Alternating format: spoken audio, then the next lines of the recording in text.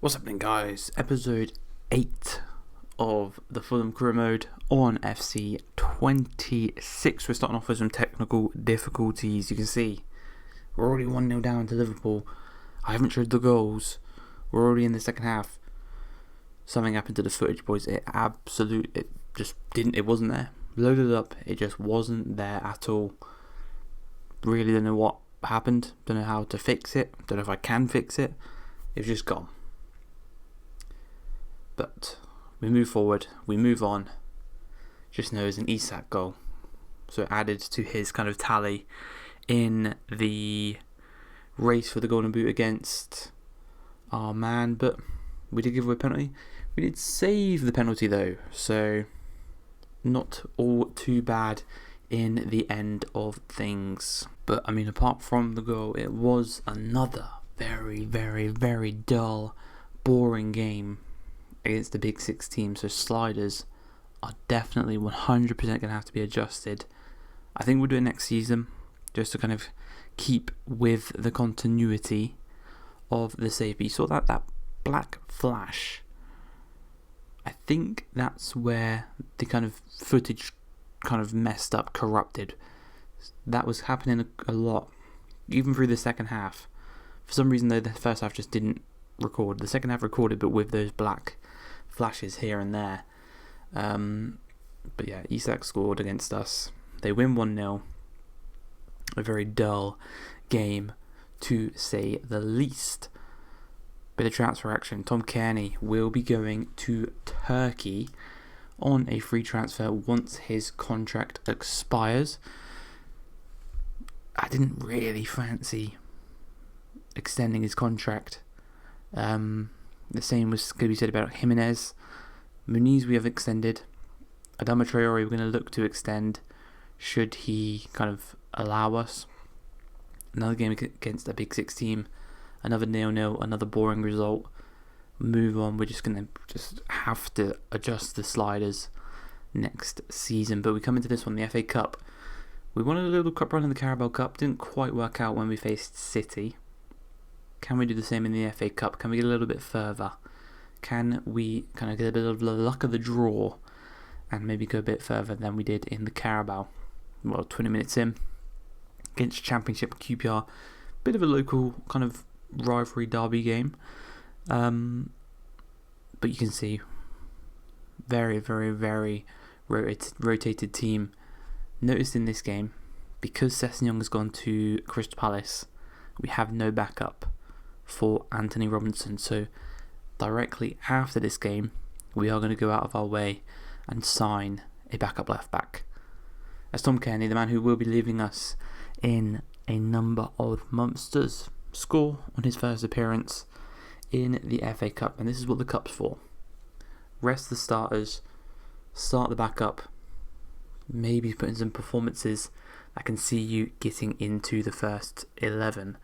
If you perform well enough. Kearney, probably not going to be one of them. Tom Kearney. We've got Smith Rowe, Iwobi. We've got Omega Man. Kind of, obviously we did sell Jimenez. We have moved to the one striker up top.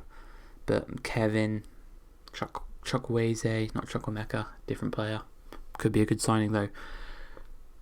But yeah, he is just not the type of player. He will not be getting into the starting 11. Kevin, fighting against Smith Rowe, if he can put in a good performance here, could get a cheeky start in the next game. Take Smith Rowe's place. Lukic, Berger in the midfield, There's chances all over.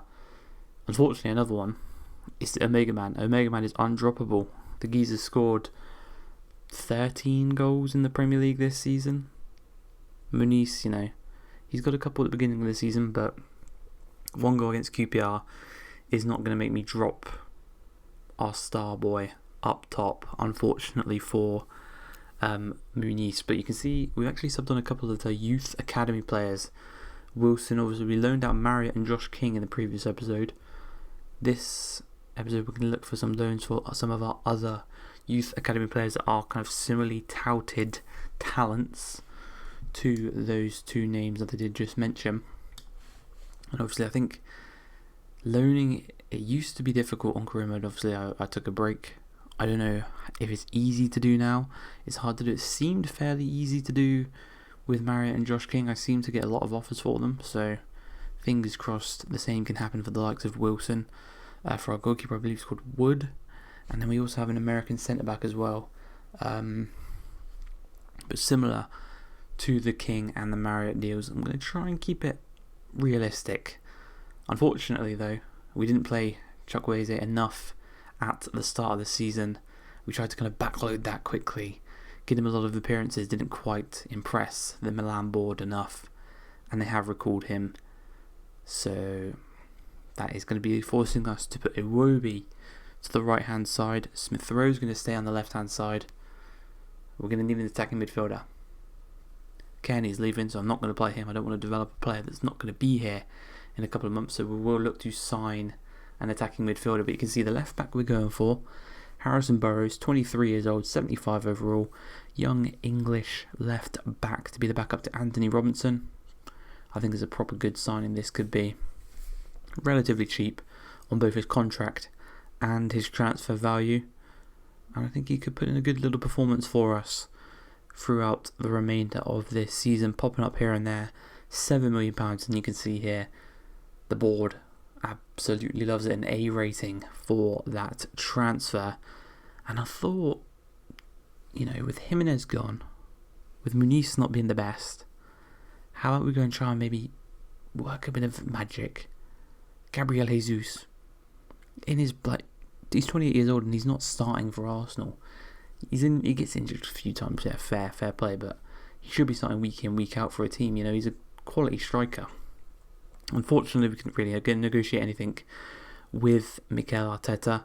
You can see there Issa Diop has gone to Villa for 8 million, a little injection of money into our transfer kitty, and there, well, spoiled by the thumbnail, basically.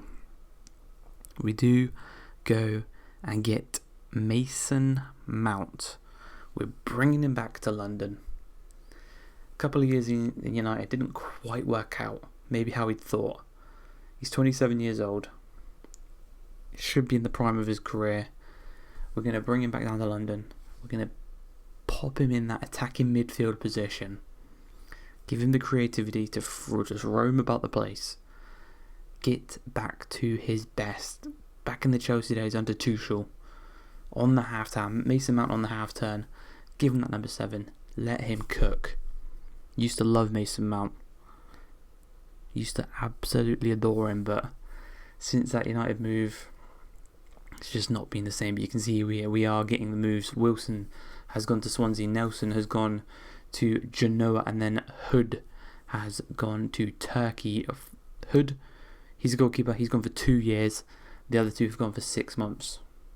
We'll check back when they come back, see if they need another loan. But I thought Leno's going to be here probably for another 2-3 years. So if Hood can get first team football in Turkey, develop. If he develops well after the first year, we can call him back for a little small fee. I think it'll be a good little deal for ourselves. But we come to Leeds, and you can see just in that top left hand corner it says bad memories. That is because Leeds, last time we played them at the Cottage, smashed us 3-1. It was a terrible performance from us. But the first chance comes 11 minutes in as Mason Mount almost puts the ball in the back of the net on his debut. Found the space, got it on that half turn, spun the man, just couldn't quite find the back of the net. But this is what we want. He's a confidence player. He's similar to Smith Rowe. Give him the confidence, let them cook, let them become what they were supposed to be all these years ago. As Omega Man just holds off his man. The strength this guy has. He has strength, speed, finishing. Just, you name it, he's got it. He can hold it up and pass it. He can run in behind. He can head it. He can volley it. He can do whatever you want. 21 minutes in, we're 1-0 up, and we're not giving up here. Leeds, this is the type of team we should be beating if we want to get European football. Mason Mount, lovely little switch of the ball there. Tricks his man to force him with the tackle. Goes down 18.4 metres out. I don't know how many yards that is. Mason Mount shoots it. Puts it in that top right hand corner, and on his debut he has got did he get an assist? No, he got a goal.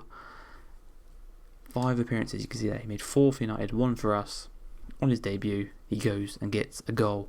24 minutes in, we are running riot here at Ellen Road, but we should be. This is the type of game we should be absolutely dominant in, you know. The whistle is eventually going to be blown though, because we win 2-0, 3 points coming home with us, and a great performance from the man making his debut, Mason Mount. Like I said, confidence player. One of the prime examples of a confidence player. We're going to give him that confidence, and we're going to turn him back into what he was just a few years ago. As we come into the final game in today's episode, Brighton come to the cottage. It was a snowy day. Had to make the decision not to wear the white kits. We're going to whip out the yellow lines, whip out the yellow ball. We're going to wear our black away kit. Oh, sorry, our third strip, should I say.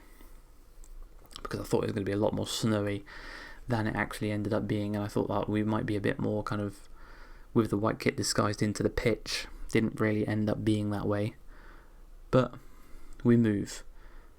21 minutes in. Mason Mount knocks the ball out to Smith Rowe. Already creating a lot of chances.